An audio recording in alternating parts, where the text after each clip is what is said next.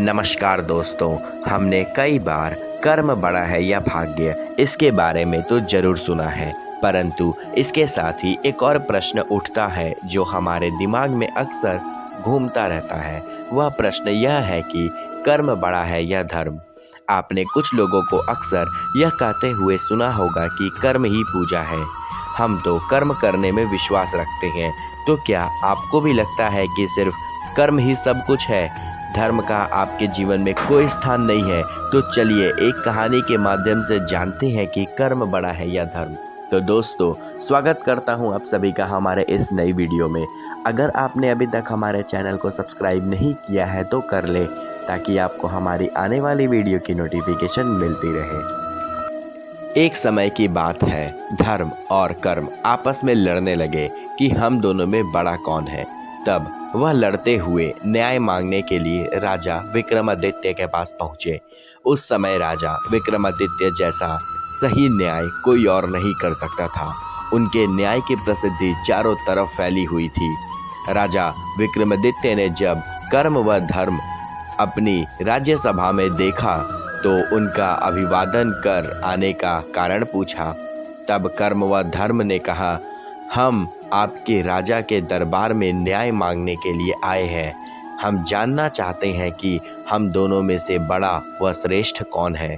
तब राजा विक्रमादित्य कर्म व धर्म को साथ लेकर एक स्थान पर, जहां पर कोई साधु तपस्या कर रहे थे, वहां पर पहुंचे। उन्हीं साधु का कोई शिष्य उनके पास दर्शन हेतु जा रहा था। तब विक्रमादित्य ने धर्म को अपने पास रोककर कर्म को अकेले उस शिष्य के पास जाने के लिए कहा। कर्म उस शिष्य के साथ चला गया। जब वह साधु के दर्शन हेतु उस स्थान पर पहुंचे तो उन्होंने देखा कि साधु तो तपस्या में लीन है। तब वह उस साधु को जगाने का प्रयास करने लगे। उनके अनेक कोशिशों के बाद भी साधु जब तपस्या से नहीं उठे तो शिष्य ने अपने पास ही रखी लकड़ी को उठाकर उस साधु पर प्रहार कर दिया। इस पर साधु ने क्रोधित होकर उस शिष्य को श्राप दे दिया। कर्म ने सारा वृत्तांत आकर राजा विक्रमादित्य को सुनाया। तब राजा विक्रमादित्य ने धर्म को अकेले उस शिष्य के साथ जाने के लिए कहा। जब धर्म उस शिष्य के साथ जाने लगा तो शिष्य को अपनी गलती का एहसास हुआ और वह पुनः साधु से मिलने गया और साधु से माफ़ी मांगने लगा। तब साधु को शिष्य पर दया आ गई। तब उस साधु ने कहा कि मैं श्राप तो वापस नहीं ले सकता, किंतु इससे बाहर निकलने का मार्ग बता सकता हूँ। इस प्रकार उस साधु ने शिष्य को श्राप से बाहर निकालने का मार्ग बताकर उसका जीवन खुशियों से भर दिया। जब धर्म पुनः विक्रमादित्य के पास आया तब राजा विक्रमादित्य, धर्म व कर्म तीनों मिलकर राजा के दरबार में गए, जहाँ पर विक्रमादित्य ने अपना फैसला सुनाया। राजा विक्रमादित्य ने कहा, कर्म यदि अकेला होता तो उसे यह ज्ञात नहीं होता कि क्या सही है व क्या गलत है। धर्म के साथ होने पर यह फैसला किया जा सकता है कि हम जो कर्म कर रहे हैं वह हमारे लिए, समाज के लिए व देश के लिए कितना सही और कितना गलत है। इसलिए धर्म के अभाव में कर्म पूर्णतया प्रभावी होता है। इसलिए धर्म और कर्म में बड़ा धर्म बड़ा है। इस प्रकार कर्म ने धर्म से माफ़ी मांगा और फिर दोनों साथ में चले गए। तो दोस्तों, धर्म बड़ा है या कर्म, इस पर आपको हमारी यह जानकारी कैसी लगी हमें कमेंट करके ज़रूर बताइएगा। हमारे साथ अंत तक बने रहने के लिए धन्यवाद। इंसान अपने भविष्य को लेकर हमेशा चिंतित रहता है। उसकी इस प्रकृति की वजह से आज टीवी चैनलों और अखबारों में भविष्य और समस्याओं का समाधान बताने वाले बाबाओं का बिजनेस चल रहा है। बहुत से लोगों रोजाना सुबह उठकर सबसे पहले टीवी या अखबार में अपना राशिफल देखते हैं और उसमें बताई गई बातों के अनुसार अपना दिन भर का काम करते हैं। लेकिन एक सामान्य सा प्रश्न है, अगर इंसान को सचमुच उसका भविष्य पता चल जाए तो क्या वह सब कुछ ठीक कर लेगा? क्या तब उसकी ज़िंदगी अभी के मुकाबले ज़्यादा अच्छी होगी? महाभारत की इस कहानी से शायद आपको इस प्रश्न का जवाब मिल जाए। कुरुक्षेत्र के मैदान में महाभारत का युद्ध हो रहा था। सभी लोग पक्ष विपक्ष में बट गए। तब उड्डपी ने राजा के निष्पक्ष रहने का फैसला किया। उन्होंने वह कौरवों को चुना, न पांडवों को, बल्कि कृष्ण से उन्होंने एक अलग ही जिम्मेदारी मांग ली। उन्होंने कहा कि वो दोनों पक्षों के योद्धाओं के लिए भोजन की व्यवस्था करेंगे। युद्ध कब तक चलेगा यह निश्चित नहीं था, लाखों लोग के लिए भोजन की व्यवस्था करनी ही थी। तो कृष्ण ने यह जिम्मेदारी उडुपी के राजा को दे दी। युद्ध में रोजाना हजारों लोग मरते थे, ऐसे में भोजन कितने लोगों का बने ताकि व्यर्थ न जाए, इसकी गणित लगाना मुश्किल था। मगर फिर भी उडुपी ने राजा की चतुराई से पूरे युद्ध के दौरान कभी खाना कम पड़ा न व्यर्थ हुआ। एक दिन राजा ने किसी ने पूछा कि ऐसी व्यवस्थित गणना आप कैसे कर पाते हैं कि लोगों के मरने की संख्या जाने बिना ही भोजन न ज्यादा होता न कम। तब राजा ने जवाब दिया, कृष्ण हर रात को उबली मूंगफलियों खाना पसंद करते हैं।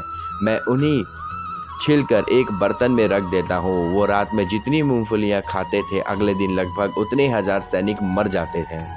कृष्ण से मरने वाले की संख्या इस तरह पता चल जाती है, उसी के अनुसार खाना बनता है जो व्यर्थ न होता है। यह समझने की यह बात है कि कृष्ण थे जिन्होंने सब कुछ पता था, फिर भी वो अपनी लीला खेल रहे थे। वे लगातार अपनी जिम्मेदारी के अनुसार युद्ध के भागीदार बन रहे थे। मगर क्या सामान्य मनुष्य के साथ यह संभव है? सामान्य मनुष्य को अगर यह पता चल जाए कि कल क्या होने वाला है तो वह कर्म करना छोड़ देगा। अगर उसे पता चल जाए कि एक सप्ताह बाद उसकी मृत्यु निश्चित है तो वह इसी समय से क्षण मरने का महसूस करने लगेगा। ये मनुष्य की सीमित बुद्धि का फेर है कि वो समझता है भविष्य जानने से वो क्या संभाल लेगा। वास्तव में जीवन एक रोमांचक का नाम है, जो एक ऐसी यात्रा है जहां अगले क्षण का पता नहीं रहता। जिन्हें हम खुशियां कहते हैं वो सामान्य घटनाएं ही होती हैं, मगर उनकी अनिश्चितता ही हमारे सामने खुशी के रूप में प्रस्तुत करती है। इसलिए कृष्ण ने गीता में कहा था, कर्मो वेदिस्कार सिदे मा फल कचाद, अर्थात कर्तव्य करने में ही तेरा अधिकार है, फलों में कभी नहीं। धर्म एक प्रकार की आस्था की ओर संकेत करता है। कभी कभी आस्था बदल जाती है, यानी एक विश्वास से दूसरे विश्वास में। लेकिन हिंदू धर्म के बारे में ऐसी शाश्वत यानी कि सनातन धर्म बात करता है जिसे बदला नहीं जा सकता। यानी किसी चीज़ की आंतरिक संपत्ति, उदाहरण के लिए पानी की आंतरिक संपत्ति धर्म उसकी तरलता है, अग्नि के स्वाभाविक गुण धर्म ताप और प्रकाश है। इसी प्रकार आत्मा की स्वाभाविक संपत्ति धर्म को अलग नहीं किया जा सकता। शाश्वत आत्मा की आंतरिक संपत्ति या धर्म उसका ईश्वर के प्रति सेवा भाव, अर्थात जीव का धर्म ईश्वर के शाश्वत सेवक होना है। जैसा कि चैतन्य महाप्रभु ने बताया है, यह जीव की शाश्वत स्थिति है, कृष्ण का शासक सेवक। पुराण इस प्रकार धर्म को परिभाषित करते हैं, सभी मानवता के लिए सर्वोच्च वस्तुएं वह है जिसके द्वारा मनुष्य उत्कृष्ट भगवान की प्रेम मूर्ण भक्ति प्राप्त कर सकते हैं। स्वयं को पूरी तरह से संतुष्ट करने के लिए भामिक्तिमी सेवा प्रेरणाहीन और निबार्ध होनी चाहिए। परम धर्म श्री कृष्ण श्रीमद् भगवद गीता में अपने उपदेश का समापन करते हुए परम धर्म को परिभाषित करते हैं, सभी प्रकार के धर्मों का त्याग और वह बस मेरे प्रति समर्पण करो, मैं तुम्हें सभी पापों से मुक्ति दिलाऊंगा, डरना मत। धर्म संहिता और आचरण का समूह है जो आपके चरित्र का नैतिकता और आधारित सामाजिक सभ्य जीवन की ओर ले जाता है। लेकिन क्या ये लिखित नियम या बोले गए नियम के अपने आप धर्म बन जाते हैं?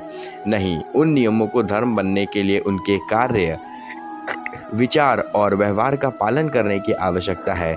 जिस क्षण आप कोई कार्य कर रहे हैं, सोचते हैं या व्यवहार करते हैं, वह एक कर्म है। इस प्रकार धर्म के अस्तित्व में आने के लिए यह कर्म पर निर्भर करता है। इसलिए आप कह सकते हैं कि कर्म वह वाहन है जिस पर धर्म चलता है। कर्म के बिना धर्म नहीं चल सकता है। इस प्रकार कर्म के बिना धर्म भी जीवित नहीं रह पाता। श्री कृष्ण द्वारा परिभाषित संपूर्ण कर्म योग इस बात पर केंद्रित है कि कैसे धर्म आपको मुक्त कर सकते हैं और आपको मोक्ष दे सकते हैं, जब वे किसी व्यक्तिगत उद्देश्य या उसके फल यानी फल की ओर निर्देशित नहीं होते हैं। इसलिए जब तक आप कुछ नहीं करते, कुछ सोचते हैं, उसे लाते हैं, आपके व्यवहार में धर्म का अस्तित्व नहीं है। एक बार जब धर्म के लिए रास्ता बनाने के लिए कर्म किए जाते हैं, तब धर्म का प्रचार होता है। यही कारण है कि उपदेश को शिक्षण से बेहतर माना जाता है, क्योंकि पहले के कर्म के साथ धर्म होता है, बाद में केवल धर्म होता है, कोई कर्म नहीं। जय श्री कृष्ण। तो दोस्तों, उम्मीद करता हूँ कि आज की वीडियो से आपको ज़रूर कुछ नया सीखने को मिला होगा। तो अगर आपने अभी तक हमारे चैनल को सब्सक्राइब नहीं किया है तो कर ले, ताकि आपको हमारी आने वाली वीडियो की नोटिफिकेशन मिलती रहे।